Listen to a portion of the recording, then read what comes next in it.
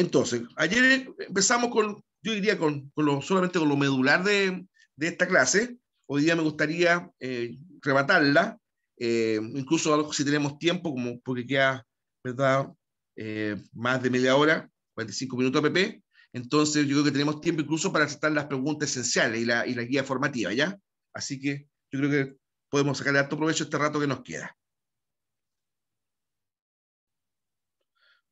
Entonces, en ese mismo contexto, retrocedamos. Partamos diciendo, ¿verdad?, qué es la Edad Moderna.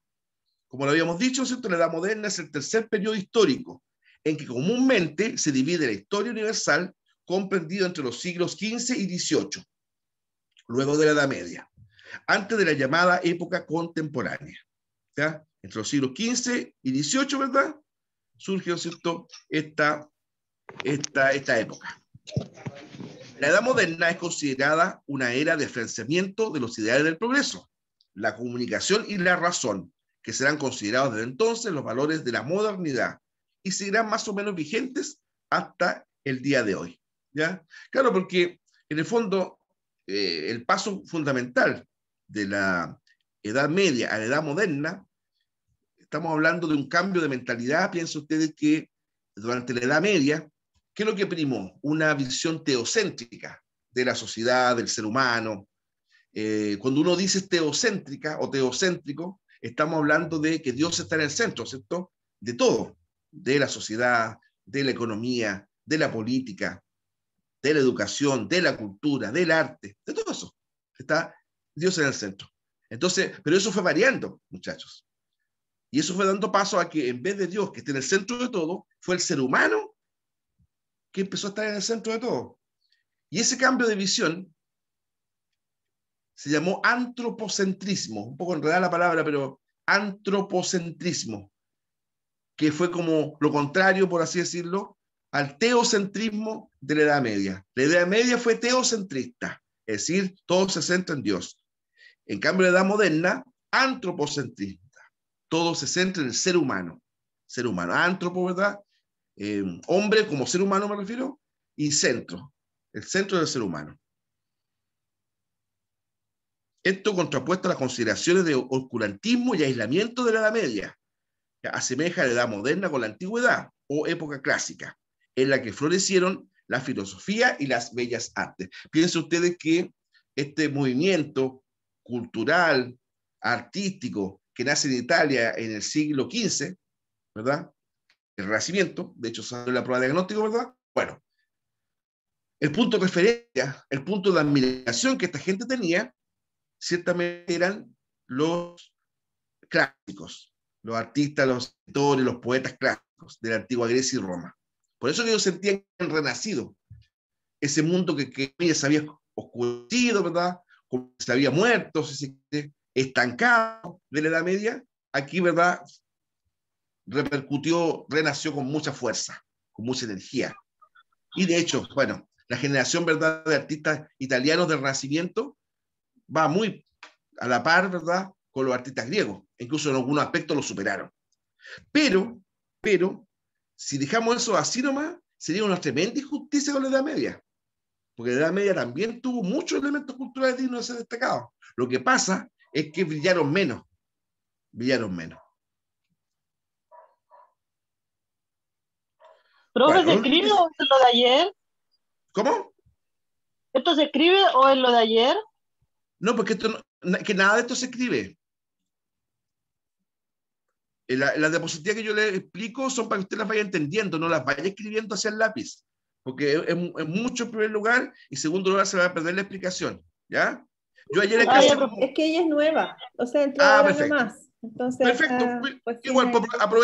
aprovecho de explicarle. Claro, esto no vaya escribiéndolo, una, porque no va a alcanzar a escribir toda la diapositiva. Dos, porque es muy, es muy agotador hacer eso. Y tres, porque yo prefiero que mejor vea la diapositiva, la vaya leyendo conmigo en su mente y vamos entendiéndola y dialogando si es posible, ¿ya? Así que yo le aconsejo mejor que no la escriba. ¿Mm? Y además, para que sepa que todas estas clases, todas estas diapositivas se envían en formato PDF para que las puedan nuevamente revisar. Exactamente. Sí, está súper respaldado esto, incluso en la página del colegio, ¿verdad? en la parte de material de apoyo, está todo esto, ¿no? También para que usted la pueda revisar. Bueno, los límites históricos. Usualmente se ubica la Edad Moderna, más o menos entre los siglos XV y XVIII, pero los eventos que marcan su inicio suelen considerarse la toma de Constantinopla por parte del Imperio Otomano, ¿ya? Y con ello el fin del Imperio Romano de Oriente. O según otros autores, el descubrimiento de América, que a mí no me gusta llamarle así, ¿verdad? Pero bueno, por Cristóbal Colón en 1492, ¿ya? Entonces ahí tenemos dos de los tres hechos que marcan el inicio de la época moderna, ¿ya? La toma de Constantinopla por parte del Imperio Otomano, los turcos, es decir, la caída del Imperio Romano de Oriente, 1453. O también la llegada de los europeos a lo que hoy día decimos que es América, 1492. ¿Ya? Hay una tercera fecha o punto de referencia, ¿no es cierto? Y de hecho se dan varias ahí. La invención de la imprenta. Yo he leído, ¿verdad?, 1451, en el esquema que va a venir en la siguiente diapositiva sale 1448, ¿ya? 1440, bueno, da como lo mismo eso, porque piensen ustedes que ni siquiera los historiadores se ponen de acuerdo. Bueno, pero la invención de la imprenta por Juan Gutenberg, la imprenta moderna por Gutenberg, alemán, ¿verdad? También se considera como el inicio de otra época, porque posibilitó el tema del libro. Ahora que dentro de poco, ¿verdad?, vamos a conmemorar el tema del libro a nivel colegial, va a haber un concurso, por eso de comentarles, a nivel colegial, ¿no es cierto? Bueno, el inicio de la impresión de libros marcaron claramente un cambio de época. Y eso también fue en el siglo XV. Ya, los eventos, en cambio, que sentencian su fin, suelen ser la Revolución Francesa, 1789, o la independencia de los Estados Unidos, 1776. Según otros autores, también podría tomarse como marcadores de su fin a las guerras de independencia hispanoamericanas. A partir de entonces, hablaríamos de la edad contemporánea o contemporaneidad, ¿ya? Yo creo que algunos se marearon, ¿no es cierto?, porque dijimos tantos posibles inicios y términos, ¿ya? Imagínate, invención de la imprenta, caída del Imperio Romano de Oriente, descubrimiento de América, inicio. Revolución Francesa, independencia de Estados Unidos, independencia hispanoamericana, término. Bueno, entonces, ¿cuál es cuál? No, es que lo que pasa en la historia, muchachos, no es 2 más 2. Acá no podemos establecer, por ejemplo, que tal día, a tal hora, en tal momento, se produjo un cambio de época. No, se produjo en torno el inicio al siglo XV y termina, ¿verdad?, en torno al siglo XVIII. Yo les comentaba, de hecho me parece en unas primeras clases, que a lo mejor en el futuro, el 2021 va a estar situado en otra época, no en la época contemporánea como oficialmente es hoy día. Porque hoy día, nosotros, 2021, ¿verdad?, está situado en la época contemporánea.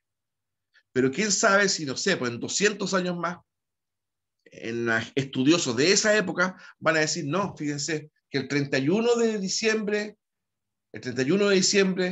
del 2019 se produjo un cambio de época, porque ahí empezó este asunto, esa pandemia que dio muerte a no sé cuánta gente en el planeta. Entonces, a lo mejor en ese tiempo, ¿verdad?, a partir del 2020 en adelante, vamos a estar en otra época. Pero por eso nosotros no lo sabemos todavía, ¿ya? Eso se tiene que tener una distancia histórica para tener claridad que eso es así, ¿ya? Bueno, y ahí con lo que decíamos de recién, ¿verdad? Una línea de tiempo, invención, ¿no es cierto?, de la imprenta. Ahí en esta línea de tiempo la colocan en 1448, ¿eh? Sepan lo que hay distintos años en que se coloca a la invención de la imprenta móvil.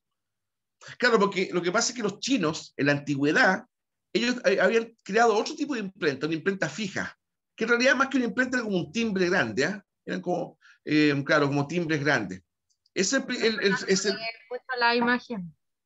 Es el origen remoto, ¿ya? De la, ¿cuánto se llama? De la imprenta. Pueden agrandarlo un poquito, Kimberly, pero no sé si se va a mejorar mucho, ¿eh? No sé si mejoró mucho. Después, ¿verdad?, la caída de Constantinopla, 1453, ¿no es cierto? Esto implica un cambio de época porque muchos sabios, escritores, artistas de Constantinopla huyen hacia Roma, ¿ya? Hacia Roma. Como Constantinopla fue invadida por los turcos, ¿verdad? Ellos huyen hacia Roma, ¿verdad? E influyen decisivamente en Occidente. Entonces, por eso la caída de Constantinopla también se considera como una importante cambio de época culturalmente hablando. El mundo bizantino, que había estado como atrás mano del mundo latino, ¿cierto? El mundo bizantino es lo que es el Imperio Romano de Oriente, el mundo latino, Imperio Romano de Occidente, ¿verdad? Bueno, se empieza a mezclar ambas culturas. Y también se toma como el inicio de otra época. Bueno, Colón llega a América, 1492, entonces esas primeras 3 fechas se da como el inicio, el vamos de la época moderna. 1448, invención de la imprenta; 1453, caída de Constantinopla; 1492, Colón llega a América. ¿Ya? Bueno, algún otro hecho, algunos más importantes que otros, ¿verdad? Erasmo de Rotterdam, famoso humanista holandés, nace en 1469. Miguel Ángel Buonarroti pinta la Capilla Sixtina, una obra monumental, ¿verdad? Tal vez una obra plástica muy, muy hermosa, donde una de las más importantes de la historia. Eso fue en 1508. El Concilio de Trento con la Reforma Católica. Ahí la propia Iglesia Católica intenta reformarse, porque antes, en 1517, Martín Lutero había hecho el tema de la Reforma Protestante, ¿no es cierto? Y las 95 tesis que hablábamos delante. ¿Ya? Y la Iglesia Católica hace su propia reforma, que también se llama contrarreforma, ambas. ¿Ya? Bueno, después asume el reinado en 1643 Luis, ahí dice Luis XVI, pero Luis XIV, Luis XIV, representante del absolutismo monárquico, Luis XIV. También, de hecho, a él se le llegó a decir Rey Sol, el Rey Sol. Él también, como una frase que refleja su pensamiento, Luis XIV llegó a decir: el Estado soy yo, el Estado soy yo. Es decir, esa frase de Luis XIV refleja un poco, o mucho mejor dicho, lo que es el absolutismo real. ¿Ya? Bueno, la enciclopedia, obra de la Ilustración, ¿no es verdad? Este movimiento filosófico que va a poner en duda a la monarquía absoluta. En 1769, la máquina de vapor de James Watt, que fue el inicio de la revolución industrial. Era una máquina resacadora de agua. La máquina de vapor se empleó fundamentalmente en sus orígenes en minería. Como un dato anecdótico, hay que decir que trabajaba 1 hora y había que estarle enfriando como 3. ¿Ya? Pero fue el inicio, la máquina de vapor de James Watt. Y en 1789 estalla la Revolución Francesa, fin del absolutismo monárquico y para muchos el fin de la época moderna. Y comienza la época contemporánea.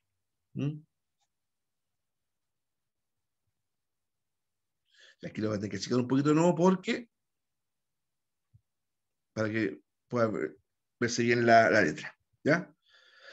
Bueno, el Renacimiento fue el primer hito, ¿verdad?, que hablábamos de antes. Una de las grandes revoluciones que trajo consigo la edad moderna tuvo que ver con el nuevo aliento a las artes y al pensamiento occidental, fruto del éxodo de los pensadores griegos de la antigua Bizancio, conquistada por los otomanos hacia Italia. ¿Ya? De antes ya se verdad que distintos artistas, escritores, poetas bizantinos, es decir, que vivían en Bizancio, huyeron hacia Italia, ya arrancando tal cual de los turcos que invadieron ese territorio. Otra importante fuente de descubrimientos estéticos y humanísticos provino de la Reconquista de España, que había estado bajo dominio árabe durante 500 años de florecimiento cultural mestizo. Claro, porque los árabes, ¿verdad?, conquistaron la península ibérica en el año 711, en año 711, siglo VIII, ¿ya? Siglo VIII. Y se mantuvieron presentes ahí hasta el mismo año que Colón llega a América, hasta 1492. De hecho, en marzo de ese año, Isabel la Católica y Fernando el Católico derrotan al rey de Granada, moro, ¿verdad?, es decir, árabe, Boabdil II. Y con eso expulsan a los árabes y la península ibérica, la parte española, ¿verdad?, queda unificada desde el punto de vista cristiano. ¿Ya? Se van los árabes. Entonces, esa reconquista permitió al mundo cristiano volver a poseer todos aquellos aspectos y elementos culturales de los españoles, porque estaban en poder de los árabes. Ahora, evidentemente, los árabes también dejaron una impronta, una impronta, ciertamente. Palabras de uso cotidiano nuestro, no sé si en un momento se los dije, parece que sí, son de origen árabe, ¿ya? Almohada, alfajor, etcétera, ya. Bueno, entonces, y cierto elemento, ¿verdad?, de la agricultura, que incluso hasta hoy día se utiliza en España, fueron los árabes que dejaron su huella ahí. Los bancos, el álgebra, un monumento tan lindo como la Alhambra. La Alhambra, ¿verdad? Eso queda en Granada, ¿no es cierto? Eso es árabe. ¿Mm? Entonces, evidentemente, los árabes, por tantos años, 700 años prácticamente que estuvieron ahí, dejaron su huella. A este retorno del pensamiento y de las artes se lo conoció como Renacimiento. Tuvo su origen en Italia, con participación destacada de artistas, filósofos, políticos, pensadores como Leonardo da Vinci, Miguel Ángel Buonarroti, Rafael y muchos más. Esos son los que se fueron denominados, comillas, hombres universales. Hombres universales. ¿Ya? Estos hombres universales se llamaban así porque se destacaron en muchas artes. Escultura, pintura, poesía, literatura en general, ingeniería. Por eso matemática, astronomía. Por eso se les cataloga como hombres universales. Y de esos hombres universales, ¿verdad? Ahí tenemos tres, Donatello y otros, Botticelli.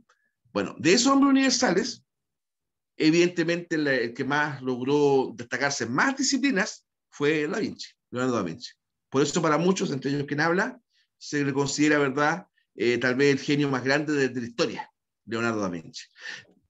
Se le conoció en el último tiempo, yo diría en década pasada, fundamentalmente, por este libro, El Código da Vinci, ¿cierto? En donde se hablaba de, más bien como ciencia ficción en todo caso, ¿eh?, de la supuesta, a ver, estos signos que en la obra de Leonardo da Vinci habrían de verdades ocultas sobre Jesús, María Magdalena, etc. Independiente que eso pueda tener algún asidero, de hecho, la obra muestra algunas cosas históricas interesantes, pero eso es ficción, ¿ya? El peso histórico de Da Vinci es haber dominado tantas artes. El David, por ejemplo, el Moisés, esculturas, ¿ya? Se dice que estos artistas, ¿verdad?, cuando veían estas obras de arte tan valiosas, tan hermosas, en un momento dado, uno de ellos, emocionado por lo bien que le había quedado, me parece que fue el Moisés, que es el rostro de Moisés, el personaje bíblico, ¿verdad?, le habría dicho, parla, habla. O sea, como que lo único que le faltaba para ser una persona de verdad era hablar, ¿ya? Porque el resto, ¿cierto?, era solamente simetría. A Leonardo da Vinci le costó caro su genio, ¿eh?, como suele suceder, muchachos. Él, por ejemplo, tenía una autorización primero del Papa para ir a las morgues, porque él quería, y de hecho lo hacía, dibujar elementos del cuerpo humano para ver, por ejemplo, la perfección, coyuntura, nervios, ¿verdad?, huesos, el sistema óseo, expresiones, etc. Entonces, él en un momento, a Da Vinci, lo acusaron, como se estiraba mucho tiempo, de brujería. Él logró probar que era una soberana tontera, ¿verdad?, producto de envidia, pero igual, de todas formas, le quitaron el permiso para seguir yendo a investigar el cuerpo humano, anatomía, ¿ya? El Renacimiento es un tema clave, el inicio de la época moderna. Bueno, y otro también elemento importante fue la monarquía absoluta. Este sistema de gobierno es propio de la edad moderna. Los monarcas, cuyo poder se debilitaron, ¿ya?, notablemente, durante la Edad Media, a manos de la nobleza feudal, se aliaron con la naciente pero pujante burguesía y crearon estados monárquicos de carácter nacional, estado, nación, país, que van a terminar reemplazando al feudo medieval.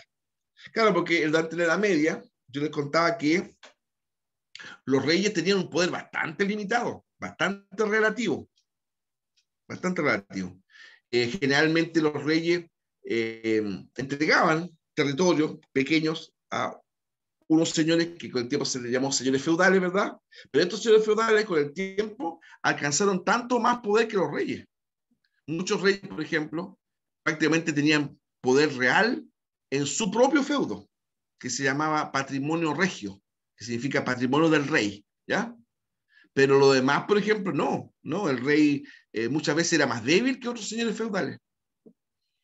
Nobles, por ejemplo, siempre es el caso del duque de Borgoña, Carlos el Temerario, que este señor Carlos el Temerario, duque de Borgoña, era más poderoso que el rey de Francia, que era supuestamente su señor, pero en la práctica él era más poderoso. Hubo guerra entre ellos. Finalmente, esta guerra termina con la muerte de Carlos el Temerario, ¿verdad? Y el triunfo de Luis XIII. Otro cambio importante será la paulatina escisión, es decir, separación entre Estado y la Iglesia, que se dará a medida que los reinos de antaño devengan naciones-Estado. Esto significa que los códigos legales y las regulaciones y disposiciones sociales dejarán de obedecer a los mandamientos morales de la Iglesia y se desarrollarán, por lo tanto, como un cuerpo discursivo propio e independiente, las leyes. ¿Ya? Claro, porque también durante la Edad Media, el Estado, ¿no es cierto? Las monarquías, todo eso, que repito que no eran muy poderosas, pero existían, bueno, era un Estado religioso, confesional. No se entendía Estado separado de la Iglesia. No se entendía, era como un todo, una unidad. Pero a partir de la Edad Moderna en adelante, el poder civil, el poder laico, empezó a irse por un camino, el camino de la política, y el poder espiritual por el camino de la religión. Y eso se demoró harto en separarse totalmente. ¿Eh? En Chile, por ejemplo, la separación definitiva entre iglesia y Estado fue en 1925, con la Constitución del 25, ¿verdad? El presidente Arturo Alessandri Palma. Ahí en Chile se separa iglesia de Estado. Pero durante la historia, muchos estados, ¿verdad?, estaban, ¿no es cierto?, bastante unidos a la iglesia. Muchos reyes, por ejemplo, fueron coronados por los papas. Carlos Magno, Carlos V, incluso después Napoleón Bonaparte, claro que hizo este señor francés hizo una jugarreta finalmente, ¿va? Él fue coronado por un papa. ¿Cuál fue la jugarreta de Napoleón? Que cuando el papa le iba a colocar la corona, como se estilaba, ¿verdad?, antiguamente, Napoleón la tomó en sus manos, la corona.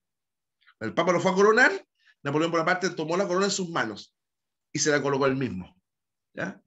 No fue un tema azaroso, tenía su significado, que a pesar del respeto que Napoleón Bonaparte tenía por el Papa, él quiso demostrar que la corona imperial se la debía a él mismo y no al Papa. Bueno.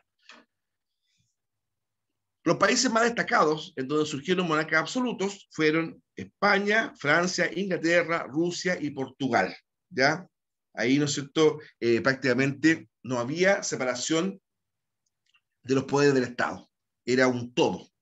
El rey era el poder ejecutivo, cabecera del poder, era el poder legislativo y el poder judicial. Era el juez supremo de todos los casos, los juicios. En el derecho de esa época existía la posibilidad, a veces teórica solamente, pero existía la posibilidad de cualquier fallo apelarlo al rey. Apelarlo al rey. Y eso se derivó de Roma. Eso era el derecho romano, en donde la gente tenía la opción, repito, aunque sea teóricamente, de apelar al César, decía al emperador. Bueno, otro elemento importante dentro de la Edad Moderna es el mercantilismo. Ya el mercantilismo, el encuentro de las diversas regiones mundiales, Eurasia, América, Australia, dará pie a la construcción de un mercado global de bienes que tendrá como epicentro a las grandes ciudades de los reinos europeos y asiáticos. Esto además propició la esclavitud y el sometimiento de los pueblos jóvenes del nuevo y novísimo mundo, lo cual impulsó la economía de las naciones dominantes en un saqueo histórico sin precedentes. Eso es bastante fuerte, pero es real, ¿eh? Un saqueo histórico sin precedentes. De hecho, el tráfico de esclavos y contrabando de mercancías fueron actividades sumamente lucrativas durante la época. Fueron los orígenes del mercantilismo. ¿Ya? Claro, porque en el fondo el mercantilismo era una doctrina económica que se basaba en la acumulación de metales preciosos, oro, plata fundamentalmente. También el mercantilismo señalaba que para que un país creciera, es decir, ganara en oro y plata, debía aumentar sus exportaciones, vender más producto al extranjero, ¿verdad? Y comprar menos, es decir, menos importaciones. Entonces, claro, en un comienzo funcionó eso, el mercantilismo, pero con el tiempo, evidentemente, eso colapsa porque, a ver, es ilógico ya a partir de que todos los países venden y nadie compra. El sistema mismo se resiente, ¿verdad? Y por otra parte, para poder hacer eso, tener una capacidad exportadora fuerte, previamente a eso había que haber desarrollado una industria fuerte. Y si eso no estaba asegurado, ¿verdad? A la larga iba a ser un fracaso. ¿Cómo ocurrió? Se denomina entonces mercantilismo a un conjunto de ideas políticas o ideas económicas que se desarrollaron durante los siglos XVI, XVII y la primera mitad del siglo XVIII en Europa. Se caracterizó por una fuerte intervención del Estado en la economía, coincidente con el desarrollo del absolutismo monárquico. ¿Ya? Monárquico. Bueno, el mercantilismo es un sistema económico ligado al absolutismo. Eso no hay, prácticamente sería imposible pensar en el mercantilismo como un sistema económico de la democracia, por ejemplo. ¿Ya? De la democracia. De hecho, la política mercantilista, la más importante de todas, fue tomada, ¿verdad?, durante el reinado de Luis XIV, ese rey Sol que le va adelante, y su ministro Colbert, que él puso medidas mercantilistas. Tanto es así que en algunos textos sale como, además de mercantilismo, se le llamó colbertismo, es decir, en homenaje a este ministro que fue uno de los impulsores de este sistema. ¿Ya? Entonces, en resumidas cuentas, el mercantilismo fue un sistema económico propio de la Edad Moderna, propio de la monarquía absoluta, que consistía en generar riquezas mediante la acumulación de oro y plata, el aumento de las exportaciones y la disminución de las importaciones. Ese era más o menos el tema. Y se produjo, ¿verdad?, durante los inicios de la época moderna, especialmente en la monarquía absoluta. Bueno, ya habíamos comentado que los elementos, ¿verdad?, importantes de la reforma, no, perdón, no la reforma, de la edad moderna, uno de ellos es la reforma religiosa, ¿no es cierto? Y ciertamente, el primer señor que está aquí, Martín Lutero, fue el que dio el inicio a esto. Martín Lutero era un sacerdote, ¿ya?, de la orden de los agustinos, que hace tiempo, incluso dicen que a partir de un viaje que él hizo a Roma, se dio cuenta de toda la corrupción, de la bajeza moral de la curia romana, ¿ya?, de la corte en torno a los papas. Y lo que más le molestó a Lutero fue cuando, para ganar fondos, se dice que para reconstruir la Basílica de San Pedro en Roma, que estaba deteriorada, ¿verdad?, a alguien se le ocurrió la brillante idea de, a cambio de una suma en dinero, ¿verdad?, se vendía tal cual la indulgencia, es decir, el perdón de los pecados. El perdón del pecado. Incluso ni siquiera escuchar confesión. ¿Cierto? Bueno, quienes son católicos saben, ¿verdad?, que la confesión o reconciliación, ¿no es cierto?, es un sacramento, ¿no es cierto? Ya, en el cual el sacerdote, a nombre de Dios, supuestamente, te perdona los pecados. Bueno, pero la venta de indulgencia ni siquiera eso. La persona, ¿verdad?, pagaba un tanto, de acuerdo a un monto, no sé, y se le entregaba con un certificado, digamos, y era bastante curioso. Y la persona, a partir de ese instante, sus pecados eran perdonados. Bueno, de verdad hay que tener una fe o una confianza grande en la iglesia para aceptar una cosa así. Bueno, como yo pagando una cuota me van a perdonar mis pecados. Es bien raro, digamos, el tema. Bueno, se hizo ese sistema. Bueno, y Martín Lutero, este caballero que está ahí primero a la izquierda, ¿verdad?, elevó su voz frente a eso. Entonces llegó a decir, ¿no es cierto?, así como a Jesús lo vendieron por 30 monedas de plata, ¿verdad?, el Papa ahí, que sería el Papa Pablo III, me parece, está haciendo algo como lo mismo, está vendiendo a Cristo. Y las críticas de este cura, insisto, que era parte de la Iglesia Católica en un comienzo, fueron cada vez más grandes, más fuertes, más violentas incluso. Violenta en sentido verbal me refiero, ¿eh? Hasta que finalmente lo expulsaron. de la Iglesia Católica, pero él, lejos de acatar o amilanarse, lejos de atemorizarse por lo que le había pasado, con la ayuda de nobles alemanes, ¿verdad?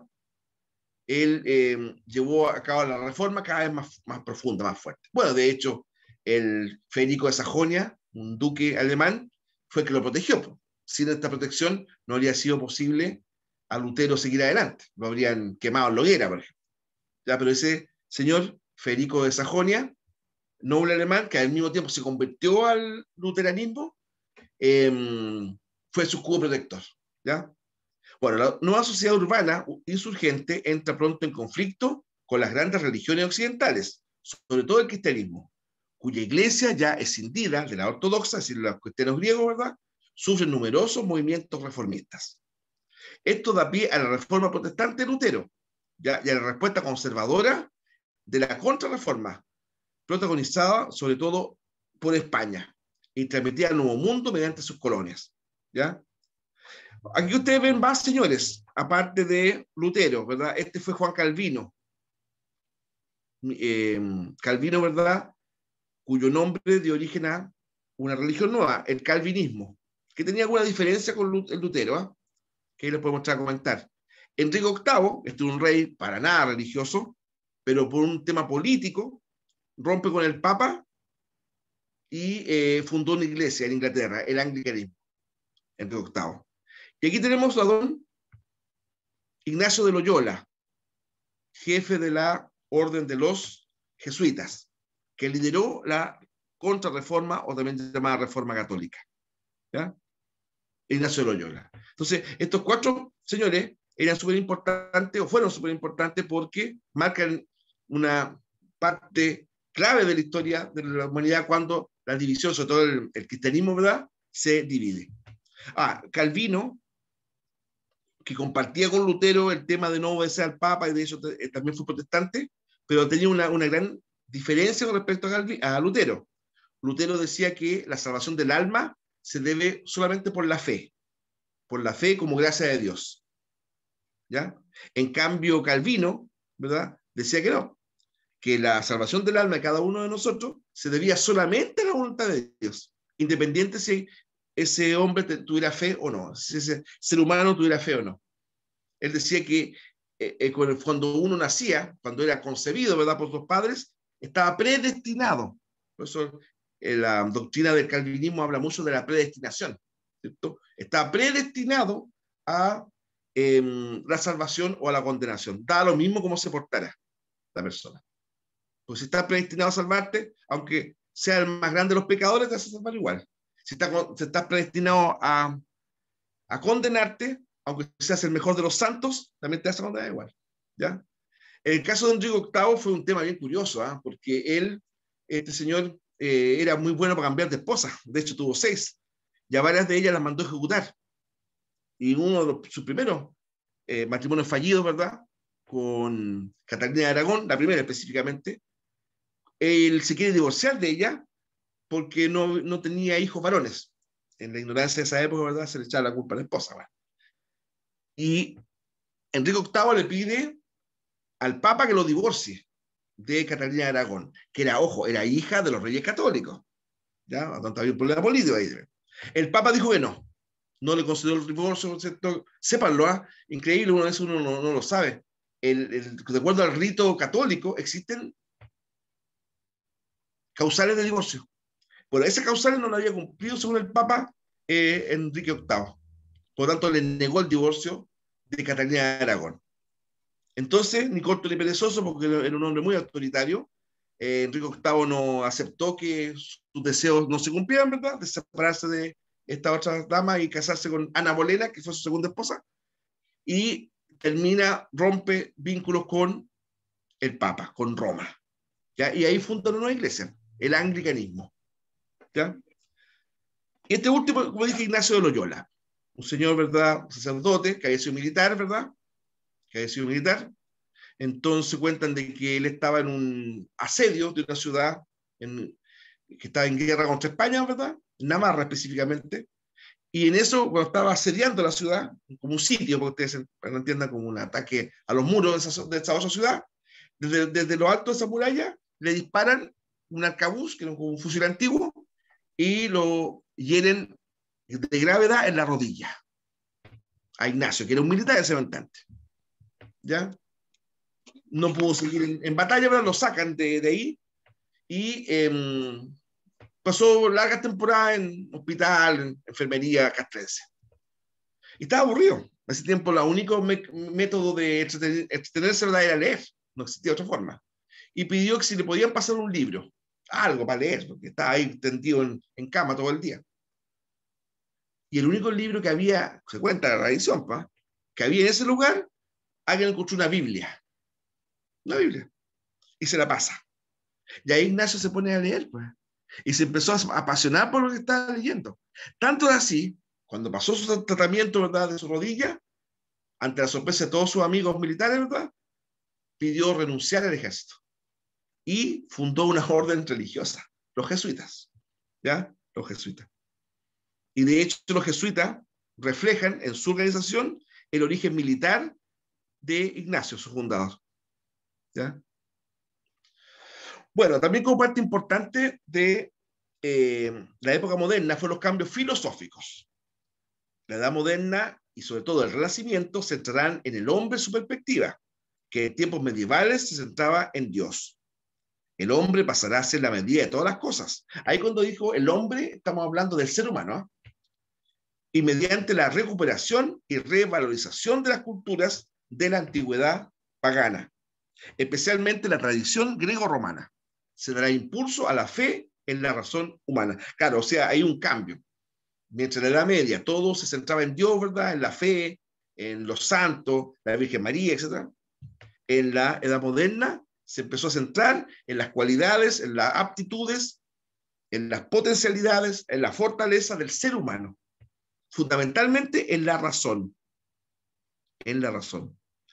Antes la fe en Dios fue reemplazada de a poco por la fe, digamos, en la razón humana, en la inteligencia nuestra. Con todo lo que ello implica, un riesgo, ¿no es cierto? Obviamente, muchas veces el ser humano da muestra que no es muy inteligente. Hay muchos ejemplos que les puedo dar. Así surge el humanismo, el racionalismo y posteriormente la ilustración. Doctrinas de pensamiento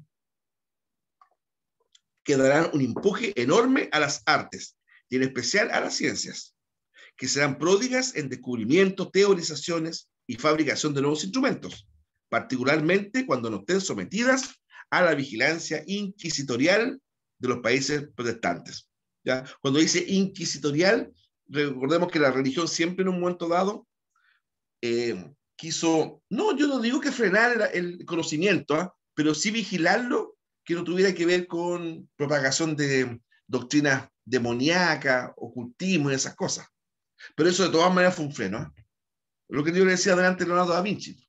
Lo acusaron de brujería, cuando él lo único que quería, ¿no es cierto?, es dibujar parte del cuerpo humano, como un deseo de aprender anatomía, para así hacer más bonitas esculturas y más hermosos cuadros, ¿se fijan? Bueno, destacan los aportes en temas de la ciencia, ¿verdad? Nicolás Copérnico, Galileo Galilei, Johannes Kepler, Isaac Newton. Bueno, Copérnico, él fue el que estableció que era la Tierra que girara en torno al Sol, y no al revés, como decía Ptolomeo. ¿Ya? Copérnico dijo eso, que la Tierra gira en torno al Sol en órbitas circulares. Ahí lo corrigió Kepler. ¿Ya? Kepler lo corrigió, que dijo que la Tierra gira en torno al Sol, pero en órbitas elípticas y no circulares. Galileo fue el que inventó el telescopio, ¿verdad? Probó que los cuerpos caen a la misma velocidad, independiente de su peso. Eso fue Galileo. Y Newton, por las leyes de gravitación universal, ¿cierto? Eso que demostró empíricamente Galileo, Kepler lo demostró matemáticamente, que todo cuerpo cae hacia el centro de la Tierra a una velocidad de 9,8 metros partido por segundo. Bueno, los viajes exploratorios, ¿cierto? La era moderna será la de los grandes viajes exploratorios, con Colón, Vasco da Gama, Hernando de Magallanes, financiado por la corona de esos países. Grandes reinos occidentales como Francia, Alemania, Inglaterra, España, Italia, Holanda, Bélgica, sobre todo, ¿cierto?, se repartirán los continentes americano, africano, australiano, asiático. ¿Ya? Es decir, dentro del la época moderna, se va a producir toda una expansión europea y va a abarcar todo el mundo. Por eso es que se dice que durante la época moderna el mundo, entre comillas, se agrandó. Claro, porque en la Edad Media se conocían, y más o menos nomás, 3 continentes: Europa, África y Asia. Y no toda Europa, la parte norte de Europa era bien desconocida. No todo África. En la Edad Media muchos europeos no sabían hasta dónde llegaba África, lo larga que era hacia el sur. Y Asia, por Marco Polo se supo la existencia de China, Japón, ¿verdad? Bueno, como conclusiones de esto, podemos decir que en medio de este auge del progreso, de la modernidad y sus valores iluminadores, se dieron también manifestaciones paradójicas de atraso y crueldad, persecución, quema de brujas en el norte europeo, mucho más violento que en el sur mediterráneo, y las colonias americanas que se suponían atrasadas y bárbaras, se suponían. Muchas naciones y culturas se resistieron al influjo modernizador proveniente de Europa, cerrándose en torno a sí mismas con mayor o menor éxito, como China y Japón. De hecho, Japón, a la fuerza, es obligado a abrir sus puertos en 1869, ya por Estados Unidos, o sea, estamos hablando muchos años después.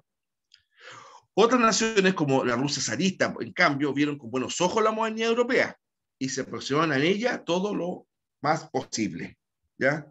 Claro, porque de acuerdo a la visión zarista, Rusia, que era un estado bastante atrasado, podía mejorar y, por así decirlo, civilizarse, ¿ya? Ahí tenemos imágenes: la esclavitud, un flagelo de toda la época moderna y antigua, etc. El emperador Carlos V, uno de los monarcas más grandes de la historia. La Inquisición, ahí están quemando a una mujer acusada de bruja. Profe, ¿Y Galileo, sí?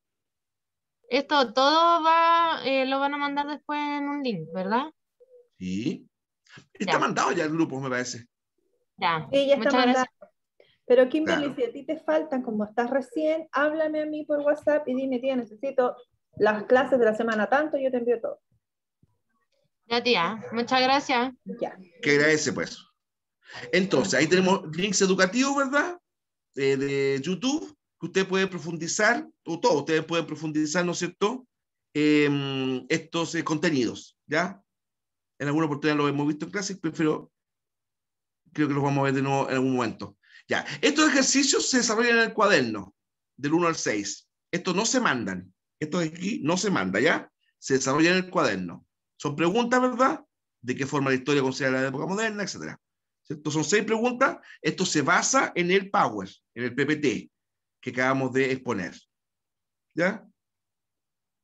Repito, eso no se manda, se hace en el cuaderno. Entonces, como funciona una línea de tiempo en la época moderna, ya con un mínimo de 5 acontecimientos importantes de este periodo, se pueden basar en una línea de tiempo que está ahí en el Power. Me parece la cuarta o quinta diapositiva. Ya, esto sí que se manda, chicos, chicas. Ya, señales 5 países que se organizaron en torno a la monarquía absoluta. 2, ¿a qué se denomina mercantilismo? 3, ¿qué reformas religiosas surgieron en la edad moderna? ¿Ya?